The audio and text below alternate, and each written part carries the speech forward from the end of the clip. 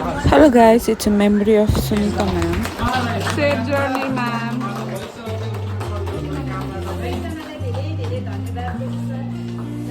यति बेला सबैजना कति इमोसनल भएर उभिराख्नु भएको थियो अब किनभने उहाँले स्कुललाई छोडेर जानुहुँदै थियो तर एक प्रकारले खुसी पनि किनभने उहाँले धेरै ट्राई गर्नुभएको हो है अनि अब finally is going to Germany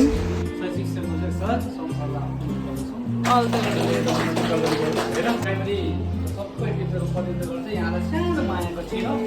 Gyanendra सरले पनि स्कुलको तर्फबाट एउटा टोकन अफ लभ र खदर्पण गरिदिनु भयो म्यामलाई